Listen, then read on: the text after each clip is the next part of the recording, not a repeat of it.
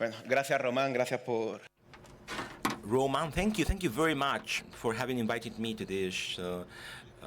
Oh, you look like Lenny, people I haven't seen before. Oh, it's super cool, man.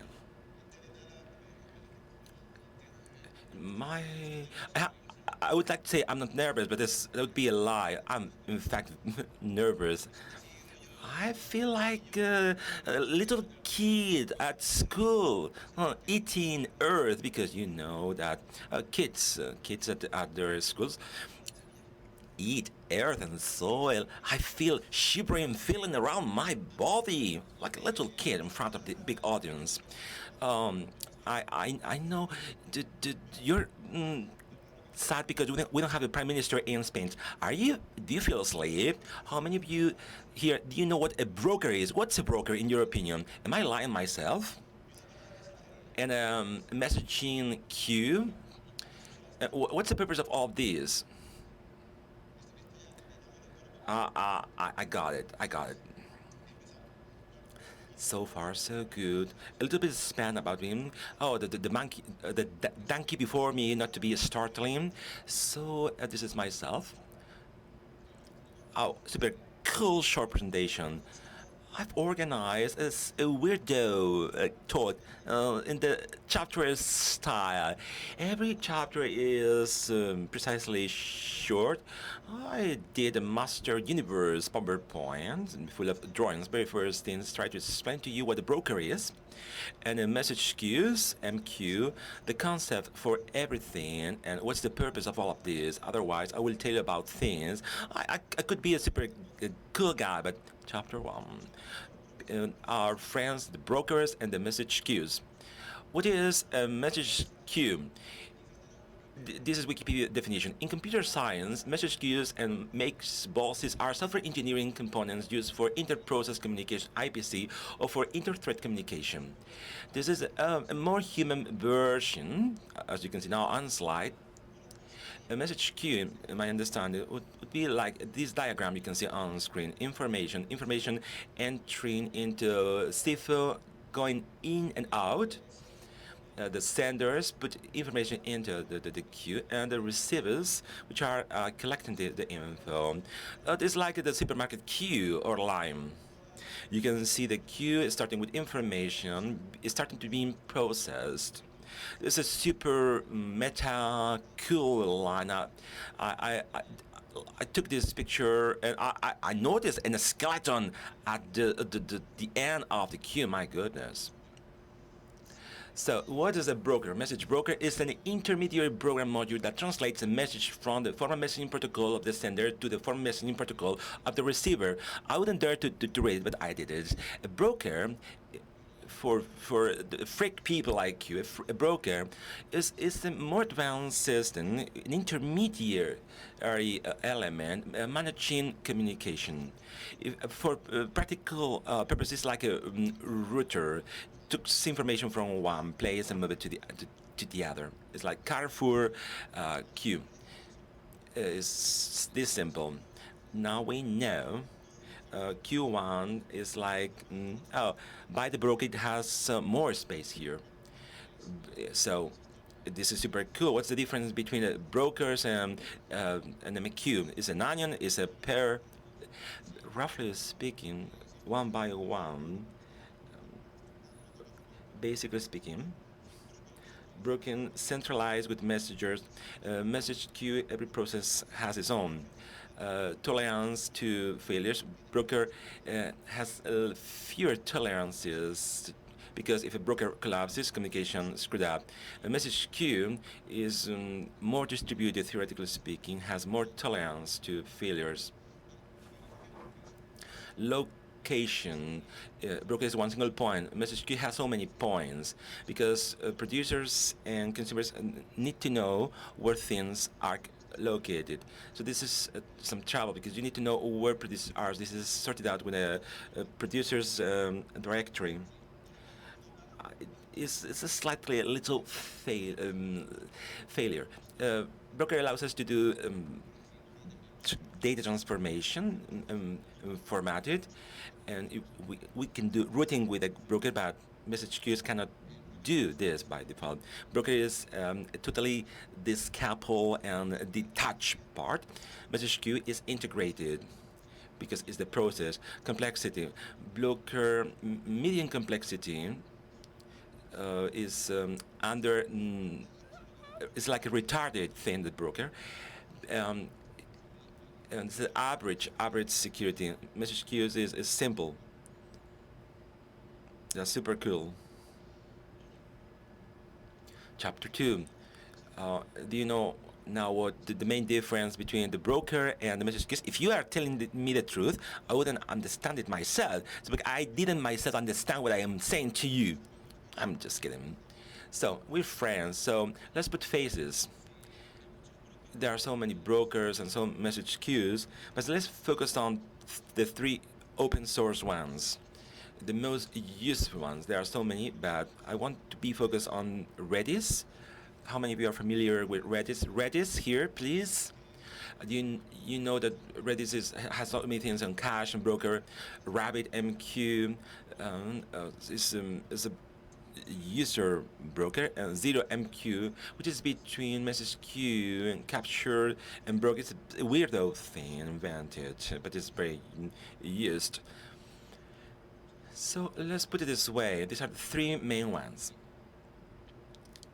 First case, mail sending. Have you ever seen this movie? When I'm not doing it, I'll do it. I'll explain to all of you, for practical purposes, this example will be escalating into more complexity. Simple model of a website sending an email. This is very simple. We have a form, an email, the corporate email, which is not used for nothing personal. Especially we have to access it through another area. And we have the back, the application sending the email. Simple. How to simulate? I'm partying with my buddies. I want to send a picture of myself with mail. I did a selfie, like here. I put it in the email, and the email goes to the server with a function sending email. I'm connecting with and then it's sent, and we receive a confirmation. Email sent. Well, it's just sending an email. What's the problems with this? The user, until the email is not sent into the server, has to be waiting. And we know that as of today, we are very settling people. So it takes a little bit longer. We cannot do it this way. Next layer. Model with threads. The very first thing we can come up with. We send an email, and let's send it with a thread. It's sent. Background. We wait for confirmation, and confirmation sent to email. So the synchronization between the 2 extremes. There is a failure. Why? Because there are so many threads as emails exist. So if we have an avalanche of users, what can happen here? New threads are created without control. Threads and threads and threads and threads and threads. It's likely that at a certain moment in time, all these threads will be executed at the very same time in the server, and no matter how many machines we have, if there is a limited number of threads at the hardware level, then this can collapse the system, and the server is telling you, why are you doing this to me? I am a server. Simple. So this is not feasible, viable, so we start getting into details. We change this model into broker model based. And let's see where the broker plays around. We start from the previous case, and we do a special transformation, super power point effects. We put the broker in between, and what do these vectors mean? We put the intermediate element with delegate communication onto a broker, and we have a worker. What's a worker? A batch background process, listening to be receiving information in order to perform this activity requiring the time. We cannot put it in wait. So we need somebody to send the information to the worker little by little without no saturation. So this is loaded, and the broker is in charge of it internally stored and is sent it back to the worker as the worker demands this. The same mail is asynchronous. It's a mix between the threads and the situation. This is one of the most typical cases to use a broker when we use processes. With this, I have sorted out the problem I mentioned before. So far, so good. What a super cool thing. Let's twist it around. Instead of one worker, let's put two workers, same supplies. The broker is the one in charge of balancing and sending all the information to each to and every of these workers. Marking priorities. Broker does it automatically on their own. Super cool, true. Oh, we know the purpose of a broker. One of the uses of these brokers is known now. Last action we can conduct. We can escalate this much more. We can separate the worker machine versus broker. What does this imply to us? An important detail. Broker can communicate between machines with a standard communication system from the ICPs and information from one place to the other. This makes things slightly more complex to escalate as we want to. Little by little, now it's clear, crystal clear. Is this simple? When you explain it this way, is super cool. Now we know how to send emails in a asynchronous way.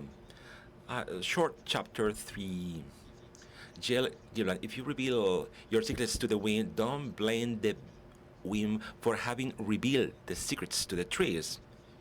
For practical purposes, it means that you have an intermediary element, a broker, to which you send information, and you have to trust that this broker is sending the information correctly and in a secure and safe way. You are telling your secrets to the broker, so you have one point in which you can be intercept the communication.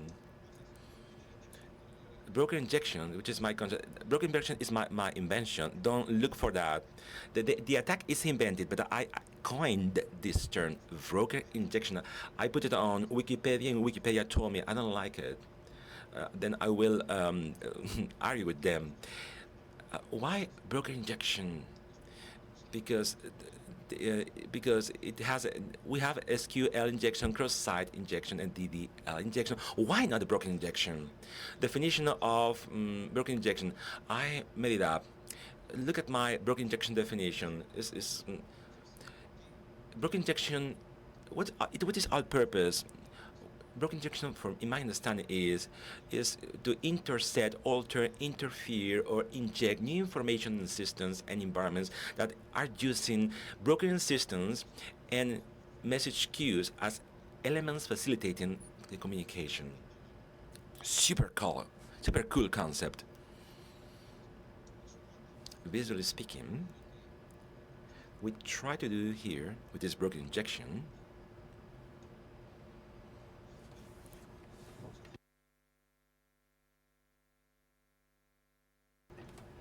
We are focused on the communication.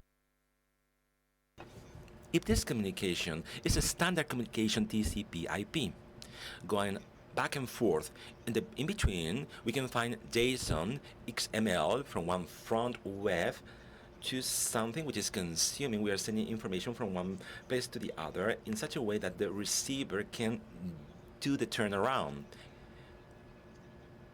and it has to be written in some program language that can be understood for the sender and the receiver. You have JSON, we have XML, and binary. Why binaries? Because you are sending pictures, for instance.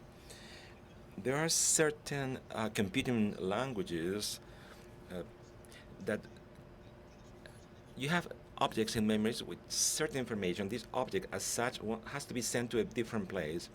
You signaling, you serialized it into binary format, and you send it. You don't want the intermediate format. You want to send it in this way. That's why we call it binary format for transmitting pictures. So we have a channel of communication with a intermediate language. We had 2 points. Very importantly, we have that this broker is connected to the network in such a way. These are 3 ports: down, CC, TQ, Redis, and TCQ. They are only listening to you in TCP. There's the villain, the wicked guy, with his dark glasses and the turret. So here, this bad guy is a hipster, and it has an ancient computer. This villain, this guy, is a man in the middle. He intercepts the communication. He does bad things. He is fighting against us. He's very happy, of course. He's destroying so many XMLs. So this is it. What can we do with a broken injection? Broken injection is something that different than intercepting communication. A broken injection understands the communication and acts upon it after intercepting communication. So if we send an email, we can intercept the sent information, which is an email. Who, the origin, this is on JSON, and so on. Least remote tasks. Let's imagine that we have 3 remaining tasks. We need to authenticate, send information of the log, or send an alert. In the very end, workers send information for them to process information. What is sending information? Every messages we're sending in the very end will be converted in a task to be executed. So we can list tasks to be executed remotely. In this case, we can infer how to execute the parameters by reading the messages. Parameter 0 has a chain, parameter 1 has another chain. I'll tell you why. We can read the messages and to infer what it's the entry parameter within these workers. We can delete tags for practical purposes. A tag is as such is a message. Intrusion detection alert, try to authenticate a user. A tag is to send a message to the intrusion detection system, or to authenticate a user in a asynchronous way. I'm deleting the message. This is the task. I delete the message. The task is destroyed.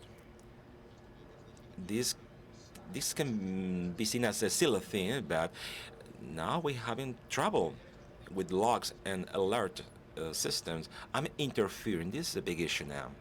Lastly, and the super cool thing, my goodness, why I'm not injecting new tags? Injecting tags is for free. So what happens if I want to send an email to my boss, and I pretend to be a user? You smell like a turtle bang subject. It's something that, okay, you smell like turtle bang. The English people don't like this. I don't know why. This message is important for us to choose the right message, send it to the right place to be executed. It is executed and sent, period. And okay, if you send this to your boss, you will be fired. So we know how to inject new things there. We're talking about, okay, bad things. So we got the idea of a broken injection. Chapter 4. Let's play around. I invented a tool, Tower. That's the name I coined for this tool. We conquered the world, but we are not noticing.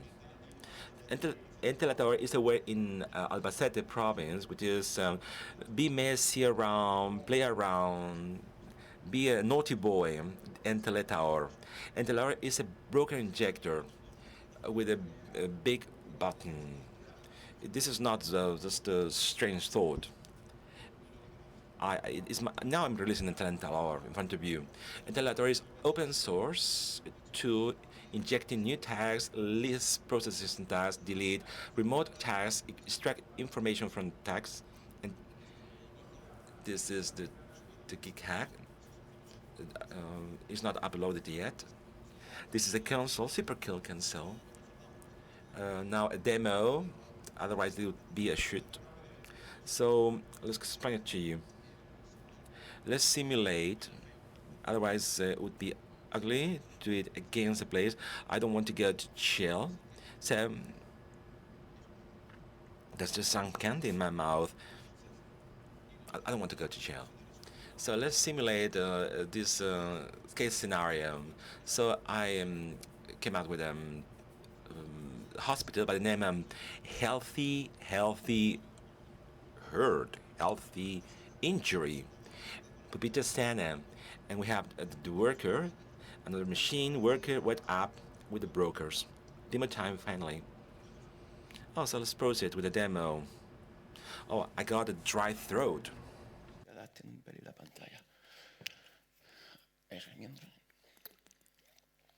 ¿Cuánta mierda hagas, eh? A ver, os cuento qué estamos viendo.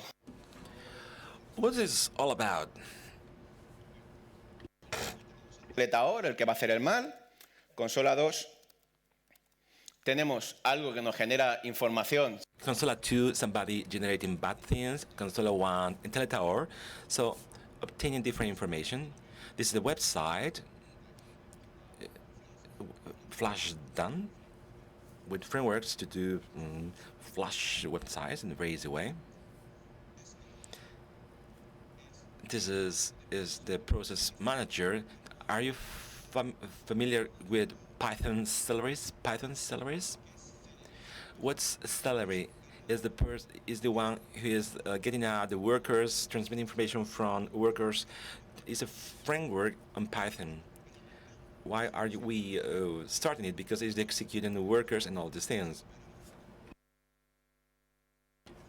Here is the debugging information of text and testing.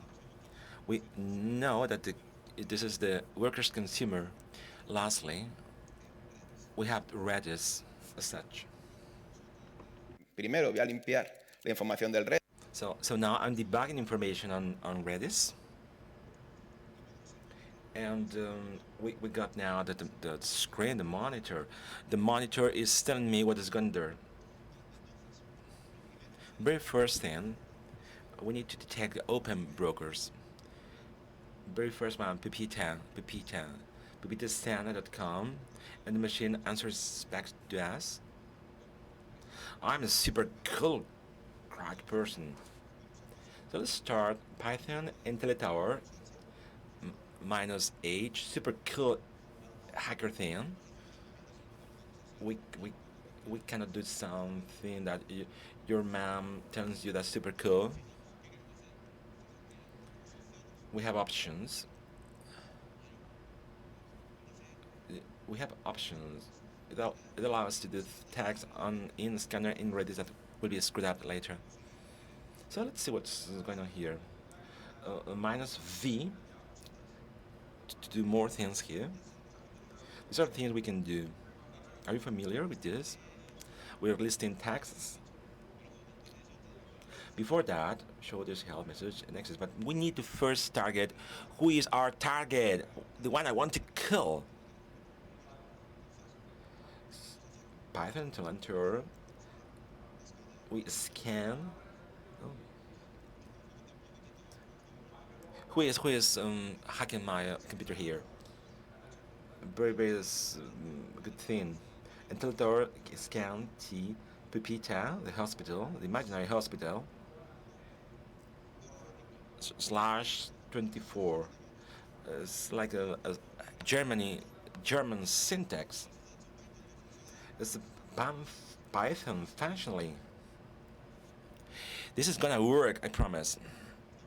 It's working, but I want to increase the speed. Analyzing how is this working properly on Python? If you know how to computer doing, of course. Python, the other Rabbit are not that similar. It's a fucking lie. This has detected /24. I encourage you to do some /16 with the strange drawing. I will show you the results. Oh, so let's move to these topics. The target 10, 10, 0, 10. We know where workers are. Python tutor PA. What would you do here? Firstly, let's see list texts. But we want to define the target, the one we want to kill. Kill 10, 10, 0, 10. There's nothing. No messages found waiting. So I have to fill Redis sending so many tags of sending emails. No people here. This is waiting. The moment tags are detected, it stops. These are the tags. Pretty cool. We have a tag by this name, Intellitor, doing a sum and sending an email. I am very, I'm not this gullible. Very summary explanation. This is Intellitor code. This is for sending tags, each 10 of the type, and the last one. What is going on here? If you don't understand this, don't worry. Don't worry. On salaries, the tax is defined with this add two integers, accepting the two subjects and the content. Common sense sounds to us these are chains of text. And Teletower told us these are numbers, because trial and error until you discover the parameters. We want to know the position, but we don't know the parameters giving us this is not reversing. That's why I told you about the position. We saw the tags. Wow, this is super cool now. Oh, I'm so happy. I'm on top of the world now. After that, what would you do? I don't know, but I super like this one. Oh, wow. Cool. Parameter 0, parameter 1, oh, and parameter 2, the content. Super cool. I forget about the remote texts. This is starting being super cool.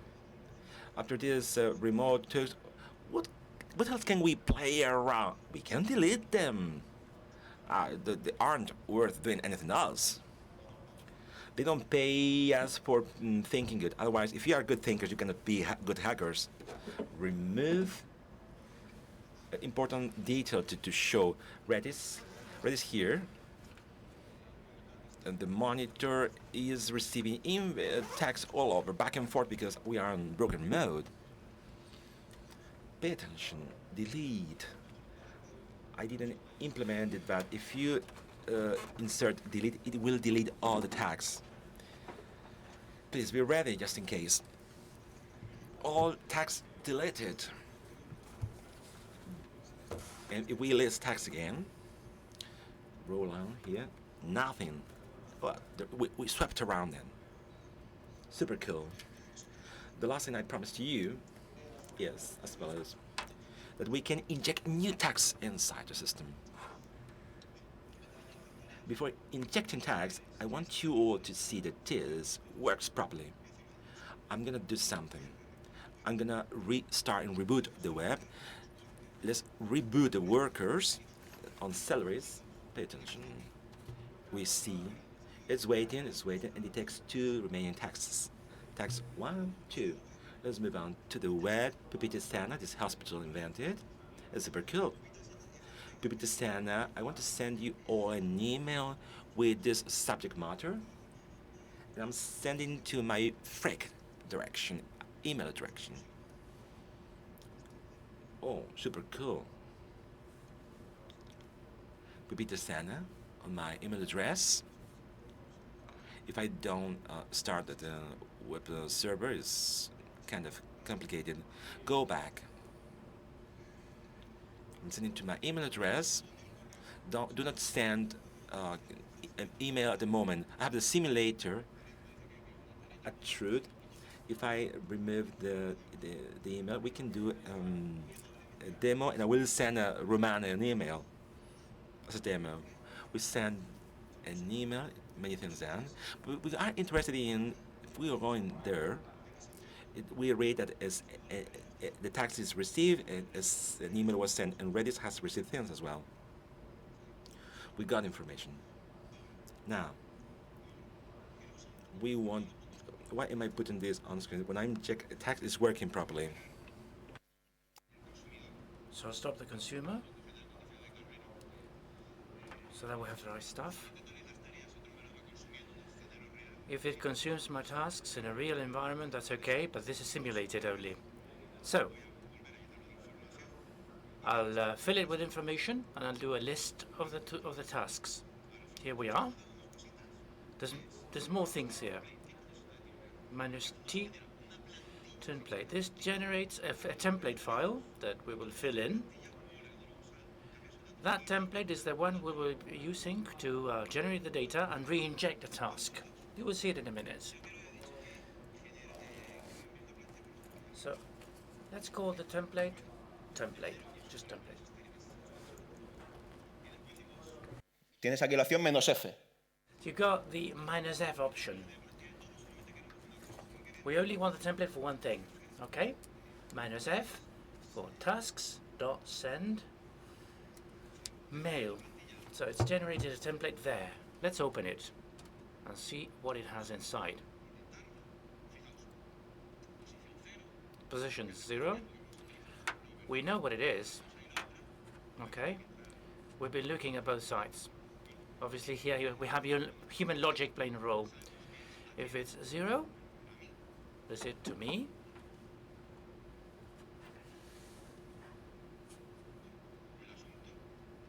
The subject matter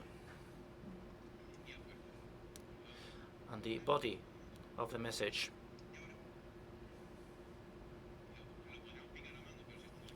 We could do this manually, but if we do it with a template, it's much easier. So the next thing down the line is to inject a task.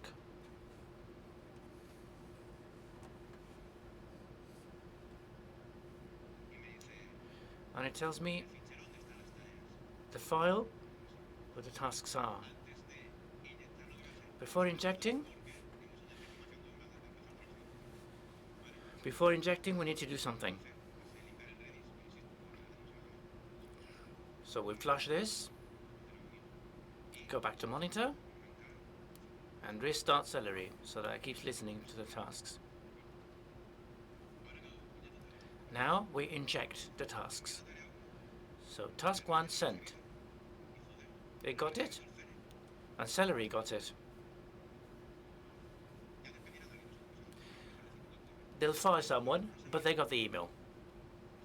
So it's been sent. Cool. Should we send an email to Roman? Yeah? Would you like an email? Let's send an email to Roman. I'll do something first. I'll remove the simulator mode. I stop Celery and restart it. Now whatever we send will be sent for real. And I modify the template accordingly. To whom?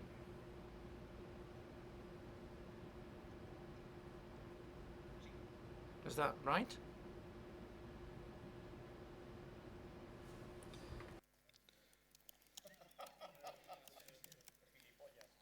No, aquí ni insultar nada. Paga cañas. Yo con eso me... That's it. I'm happy with this. Yeah? You pay for the beers. That's what the email says. So let's inject it. It's free of charge. That's it. There he goes. Here we have the task. If we have an internet connection on, Roman should get an email. Now the question is, do we have an internet connection?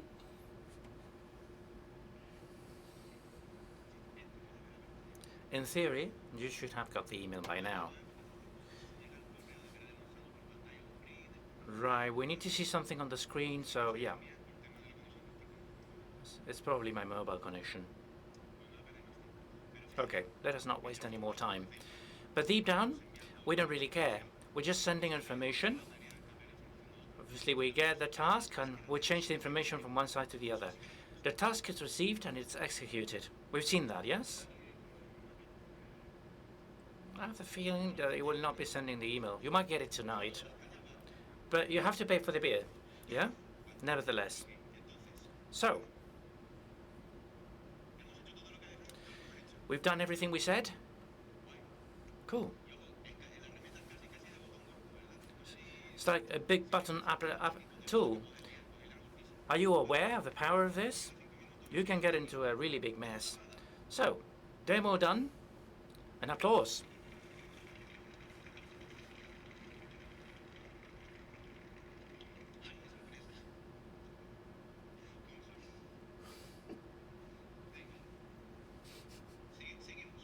So let's move on.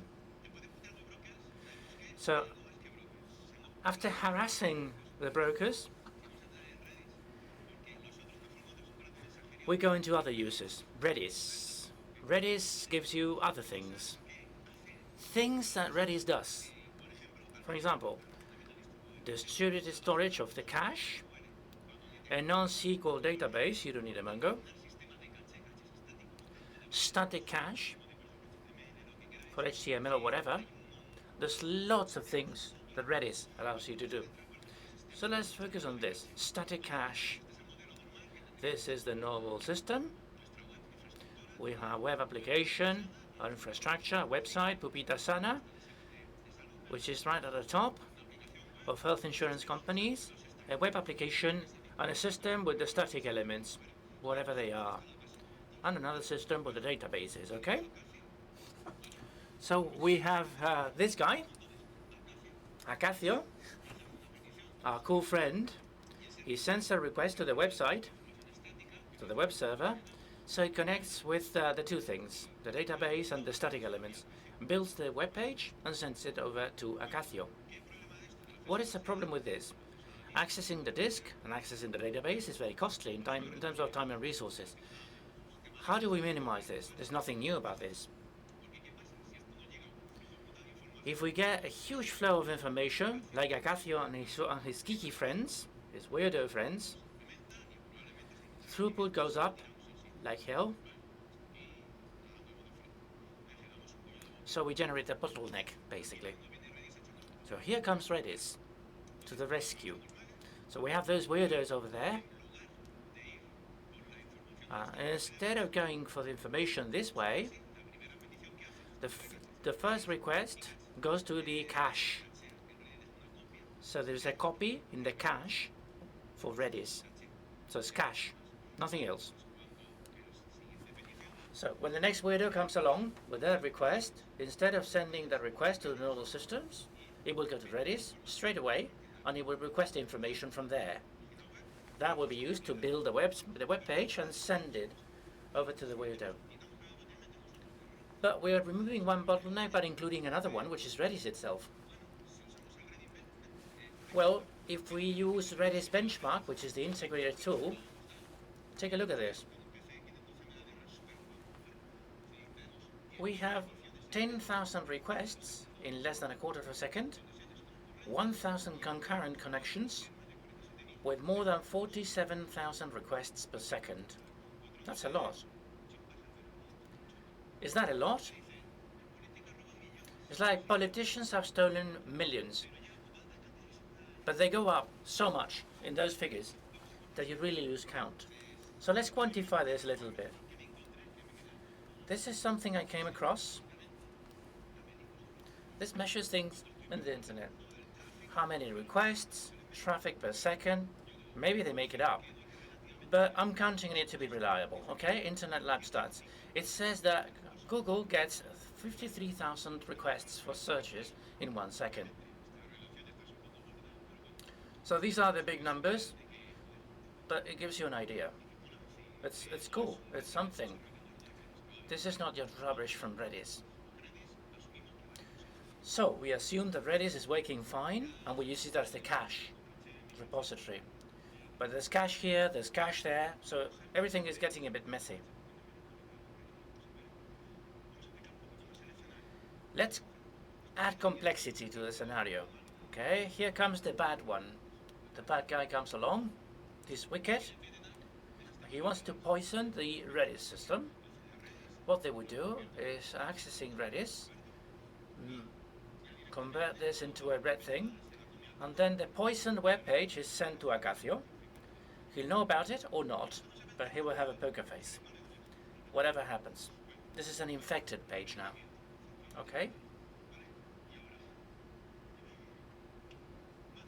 So more demos. The question is,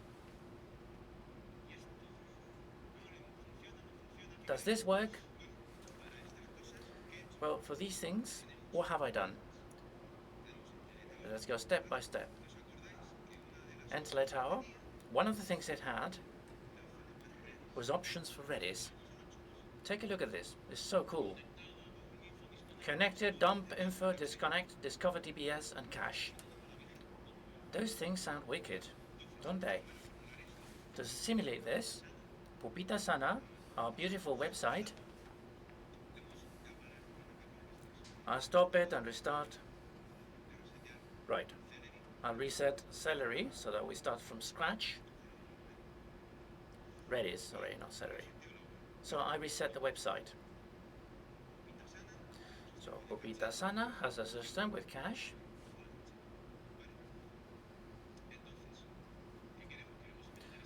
What do we want to do? We want to poison that cache. What is the first thing that comes to your mind if you want to poison the cache? We know that in that host there is a Redis running. Let us check. Do they have a cache in that system? That's Redis. No, let's go step by step. How about we attack Redis directly? I just wrote info, I connect to Redis, and I extract information from it. Here we have the system path. There's cool things here. This is the really flash thing. So I can get information from Redis, but connected, what is this? Cool, look at this. Two sites are connected. One is the connection itself from Teletao. Another one is Pupita's another website. And the really cool one is 127001. Guess. That's the monitor because it's connected locally to Redis. So let's start doing things. What is the first thing you would like to do? Coming to your mind. Come on. Let's do some damage here. How about we disconnect? People.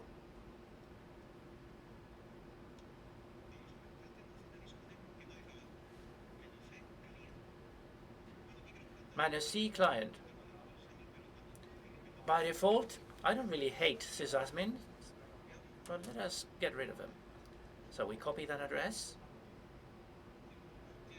We say, I want to disconnect this guy. There he goes. Take a look at this. It's dropped the disconnection from remote. Wow, is that cool?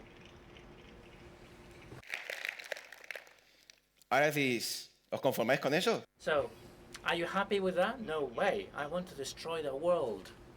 Let us get rid of all of them. Fuck them all. All of them disconnected. That's really cool. So that system with cache and the static elements, if there is a Redis, you can access remotely, you can disconnect everything. Disconnect sessions? What happens? We get rid of cache altogether. We'll force them to go to the disk so we can induce A denial of service. This is getting even cooler. 5 minutes left, 4 slides left. So since we've dropped it, let us do a reset. Let's send a request so that something is sent into cache. Finally, let us do a dump of the cache. -t 1010 010. Shit, that's the cache itself, the entire contents. This is even more wicked. How do you know this? Well, internally it does searches and finds keys for the cache. Wow, we've gone one step beyond. And finally, the bomb, this one will hit you.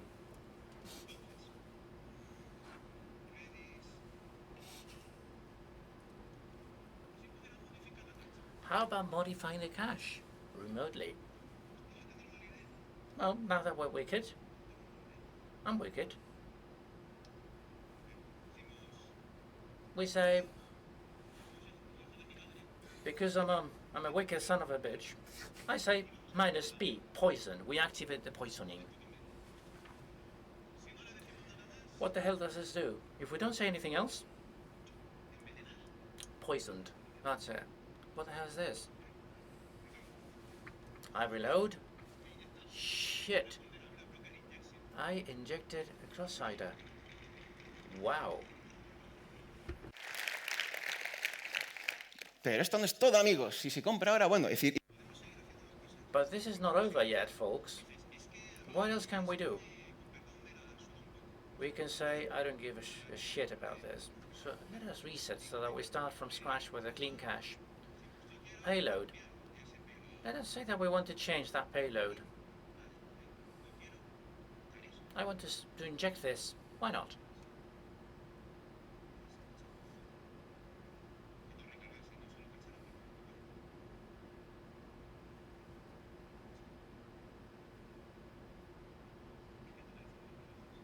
I need to say what I want to do, obviously. Activating the injection. Poisoned. Wow.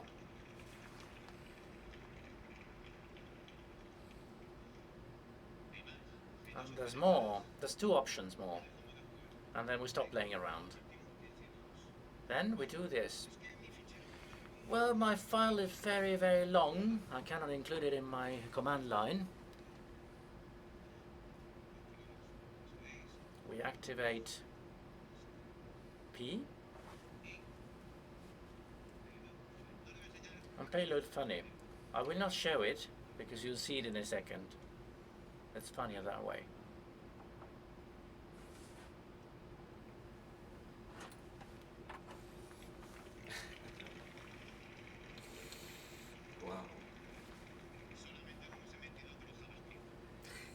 Just input some JavaScript, nothing else. And the last of the last of the last, how about we bring the website down? Drop it. Let's go for it. We activate P and we say replace HTML. New HTML. This is wicked. We've changed the website.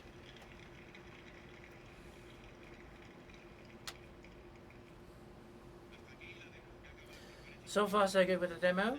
How about the slides left? 2 minutes left. Okay, I'll speed up. There's so much evil in the world. So, our conclusions for all of this. Obviously, the normal flow is this way.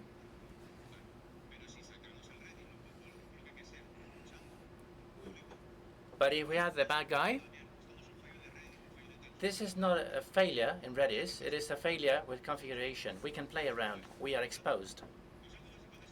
Basic advice, if you want to be secure, first of all, don't open your brokering services to the internet.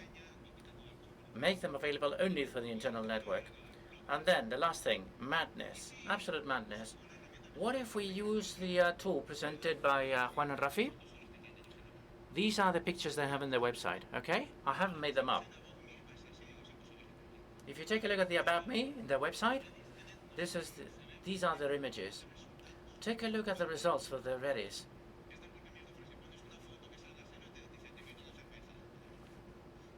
And that's the photograph that would justify him paying for a beer. How about madness? Step 2. Mental wanking.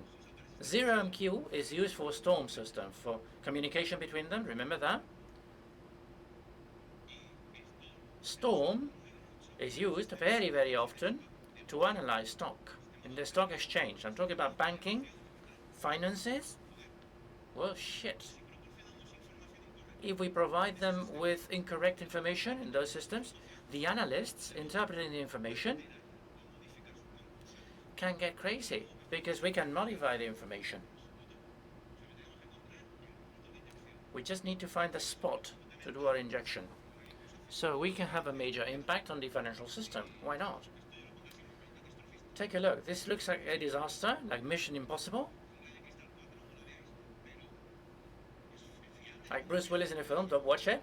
But is it feasible? It is. Well, I'm done. Questions?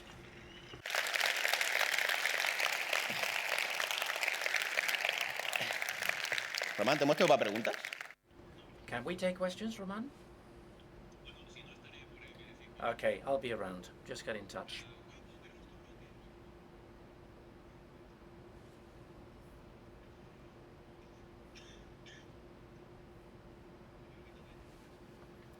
Okay, Anita's coming along. The main risk with this, where are you? Can you raise your hand? Okay, okay. The main risk is that this shouldn't be exposed to the internet. It should be an internal service. It being an internal service, do you think this should have an additional security measure, such as strong authentication with cryptography? Or just being internal would be enough? In my personal opinion, I think it should have. If we find a machine, a box with a vulnerability, I can access your network. Yeah, I mean, you can tamper with the network, but the database and everything is probably secured. Since Redis is in the internal network, you may assume that it is already secure, but you should apply at least the measures you have in the databases. These systems have the security measures in place. I mean, these systems have those security measures available by default. Well, the author says that this has not been designed with security measures in mind, but it allows you to introduce a password, an SSL. That's not minor. You're limiting the possibility of attacks. Any more staff in the room?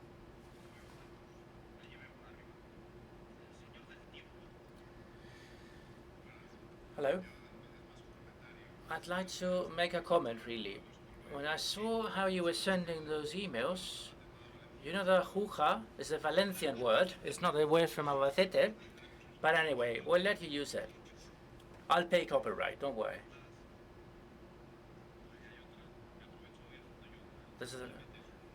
How about a module for brute force with a password? Because I didn't have the time to include it. That's it. And by the way, tell me roughly about a number of sites you found that can be poisoned. Roughly, on a /16 for a very large provider, more than 300. You have so many opportunities out there. Remember the image from Fran and Mr. Luca? We had a chat before. They're thinking of changing the ports because most of them are vulnerable. But you do /16, you go to anyone, and you will probably find vulnerable sites. Hello? Congratulations for your presentation, first of all. One question from me. I guess that the tool with SSL doesn't work okay, or not yet. To be honest, I haven't tested it. I really don't know. I have no idea. I'm asking because if you include an SSL and you combine both things, it might be okay. Well, deep down, if the connection is SSL, if you connect via SSL, everything should be okay. But if it's open, you can do a dump. Redis maybe working with SSL because the internal library is working with SSL. But the issue with the brokers, I don't think you could. Something tells me you can't. I haven't tested it anyway. I was moving really quickly to ensure that I had everything included for my presentation. And the last question.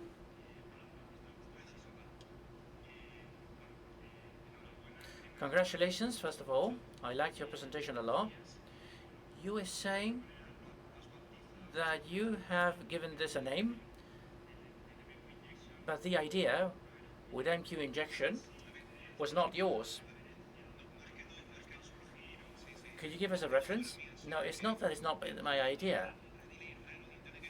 It's that I found this in the internet and I read some suggestions. How about we get things from the brokers? But I haven't read anything really. I know of people who have done injection using MQ series in a large bank, transferring millions of euros to another account just by sending messages. There's many cases out there. Can you show us quickly? I'm trying to push this. How about using it live and showing it live?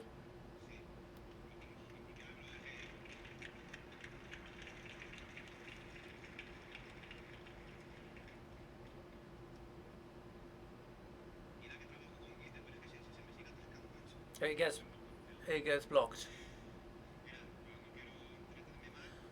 I don't want to get too long on this, okay? I will commit it from my side. It's here. One of the things I'm proud about is documentation. Okay, you've got everything. Everything is there. Explanations about what, how, in which way. It works on Python 2 and Python 3. It was tough to make it work there, but you've got every single thing explained here. Okay? When I commit it, there will be a URL. Thank you.